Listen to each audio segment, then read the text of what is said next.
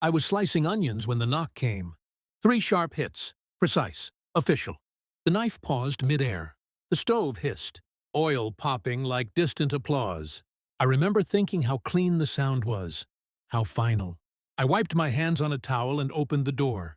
A police officer stood there. Late 30s. Calm eyes. The kind trained to deliver bad news without blinking. "Sir," he said, "your wife was in a fatal car accident an hour ago." The words entered me slowly, like cold water filling a room. I didn't move, didn't breathe. "That's impossible," I said. He tilted his head, already reaching for sympathy. "I'm sorry.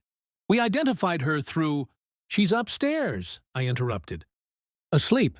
Silence. The officer looked past me, into the house, smelled the food, saw the shoes by the door, the life that shouldn't exist anymore. "Sir," he said carefully, "may I come in?" I stepped aside. We climbed the stairs together, each step heavier than the last. I could feel my pulse in my jaw, steady, controlled. I'd trained myself for moments like this, years of swallowing questions, doubts, little fractures I told myself were nothing. At the bedroom door, he hesitated. I opened it. My wife lay on the bed, facing away, hair spread across the pillow, breathing slow, familiar. The officer's hand went to his weapon.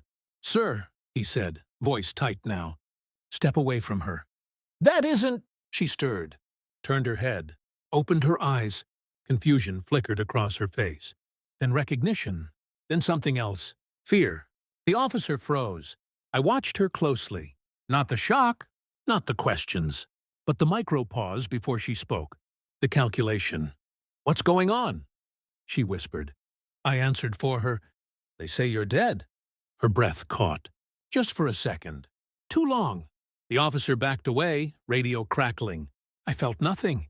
No relief, no panic, only alignment. Because suddenly, everything made sense. The late nights, the burner phone she kept in her car, the way she kissed me like she was checking a box, the unexplained money, the gaps in her stories that never quite lined up. The officer left, promising answers, backup, explanations. I stayed. She sat up slowly, pulling the sheet around her like armor. "I can explain," she said. I nodded. Of course she could. I went back downstairs, turned off the stove, sat at the table, let the house settle around me. Upstairs, I heard her crying. Not for herself, for the version of the truth that was about to die. I already knew then. My wife wasn't the woman upstairs. She was the one who had already been pronounced dead. I didn't confront her that night. That was the first mistake people always expect. The explosion, the shouting, the desperate need to be right. I finished dinner alone, ate it slowly, let the hours pass. Upstairs, she slept in fragments. I could hear it in the floorboards. Each turn of her body was a confession she didn't know she was making. By morning, I had already begun. I started with the accident report. The officer hadn't lied. A woman died in a wreck an hour away. Same height, same hair, same dental records. Not my wife. Someone else wearing her identity. I requested phone logs. Quietly. I still had access. Marriage has its privileges long after trust dies. A second number appeared. Again and again. Unregistered. Disposable. Used only late at night. I didn't read her messages. I didn't need to. I watched instead. How she touched her neck when she lied. How she avoided mirrors now. How she flinched when sirens passed. A woman pretending to be alive always does. 3 days later, I followed her. She didn't notice. She never did. She met him at a motel on the edge of town. The kind with long-term rates and no questions. He looked ordinary. That hurt more than anything. I waited. When she came home, I was sitting at the table. The accident report lay between us. Photographs visible. Timestamp circled. "You died," I said. She didn't deny it. Her face collapsed inward, like a building engineered to fall. Years poured out in one breath. The affair. The money. The plan.